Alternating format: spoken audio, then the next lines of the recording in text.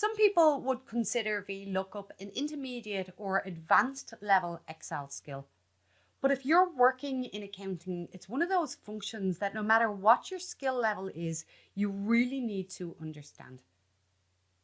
It's often the requirement of an accountant when they're looking at data sets that they have the ability to look up certain values for different analysis and for different reasons. And that's what the VLOOKUP function will allow you to do. The VLOOKUP function will allow you to set a lookup value and then within a table return a corresponding value. Let's have a look at an example. First of all, we will go through the syntax of VLOOKUP. Then we'll have a look at an example with an exact match. And then we'll have a look at an example with an approximate match. So the syntax for VLOOKUP is simply VLOOKUP and then open bracket. Then it's looking for your lookup value. So this is the value that you want to look up. After this, it looks for a table array. Now this is the table in which you want to carry out the lookup. After this, it then looks for a column index number. Now this is the column index, the reference to the column index within your table that you selected as your table array. And finally, it looks for a lookup range, which is basically telling Excel whether you want an exact or an approximate match. Now, all of that's going to make much more sense when we dive into our example. So we have a table of data here, and our table of data contains employee number, name, department, start date, end date, and salary. And we want to be able to select an employee from our drop down and return the corresponding details in these cells here.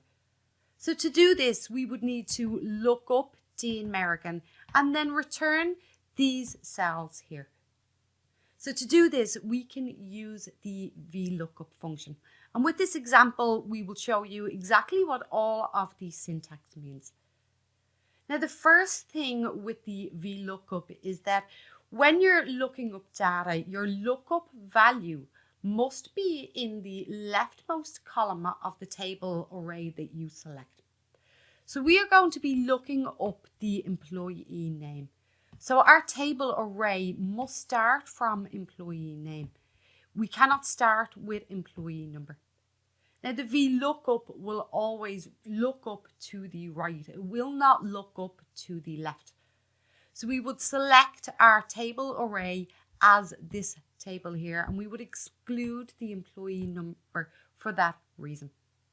So let's go ahead and let's create our first VLOOKUP. So we'll type in VLOOKUP, and first of all, it's looking for our lookup value. So this is the value that we want to look up. So we're looking up the employee name. Next, it's looking for our table array. So we discussed this a moment ago. We can't bring in employee number because the lookup value must be in the far left of the table that we're looking things up in. So we'd select the entire table as our table array. Now it's looking for the column index number. So that means how many columns away from your lookup value is the value that you want to return. So in our table array, the name is the first column, the department is the second column. So we would enter in 2 here. Next, it's asking us for an approximate match or an exact match. Now, approximate match is the default setting, so we need to select exact match if we want to return an exact match. So then we can close our bracket and it returns for us the finance department. So we can see Dean is in the finance department. Now, if we change this drop down, our department also changes. Let's do that again, and let's this time try and pull in our salary figure. So we will start with our VLOOKUP. We'll select VLOOKUP. Our lookup value is going to be our employee name. Our table array, we're going to select the entire table. Our column index number, well, this time it's 1, 2, 3, 4, 5. So it's column 5. And then we want to get an exact match. So the exact match pulls in a false value. And that pulls in the salary for us. So we can see Amber's salary is 45 and it pulls in 45. So if we change the employee, this is dynamic and these values quickly update for us. Let's just bring in the start date as well to have a look at that formula one more time. Our lookup value is the value that we want to look up. Our table array is the entire table that we want to carry our lookup in, knowing that our lookup value is in the leftmost column. We can only look up to the right with a VLOOKUP.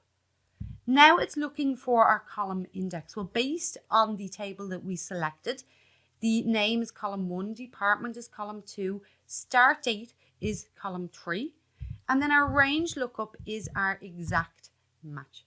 And with that, we've pulled in the start date. However, that's showing up as a number. So if we go to our home ribbon, and from our home ribbon, we can change this to a date to pull in the actual date format for us as well. So that's VLOOKUP using an exact match. But what if you want an approximate match? Well, in our second example here, we're going to do an approximate match. Now, the thing with approximate match is that you need to have your data sorted. So your lookup column, the column that will contain your lookup value, needs to be sorted in the correct order. If it's not sorted in the correct order, you will be returned with a value that you're not expecting. So we want to look up the 5th of January in this list and we want to return a value. Now, with the exact match or with the approximate match, it'll first try and find an exact match. And then if it doesn't find an exact match, it's going to come down here till it finds the number above, or if it's letters, alphabetically the next letter. And then it'll say, oh, it's lower than this, and jump back to the previous one. So let's go ahead and carry out our VLOOKUP. So VLOOKUP, our lookup value is our date. Our table array is this table here.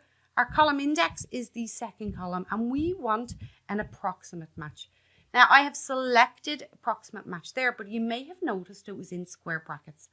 When it's in square brackets, and if you leave it blank, the default applies, and the default for VLOOKUP is approximate match.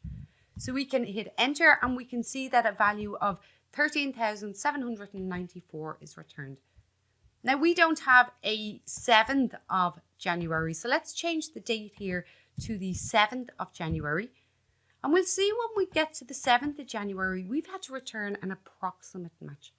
So it returns the value for the 6th of January. Because when it comes down the list, it says, oh, is it higher than the 5th? Yes, so it'll jump to the 6th. And then it'll go, is it higher than the 6th? Yes, but it'll jump to 9 and then say, oh, but it's lower than 9. And we'll jump back to 6 and return the value from 6. So that is the approximate match. Now, there are some limitations when you are using VLOOKUP. For example, if I come along in here now and I insert some data, so let's say insert, and we'll shift the cells to the right, we'll see that our values here have now, our results here have now gone out of kilter. The reason this happens is because we defined a column number, and we put the column number in, if we say F2, as a hard-coded value.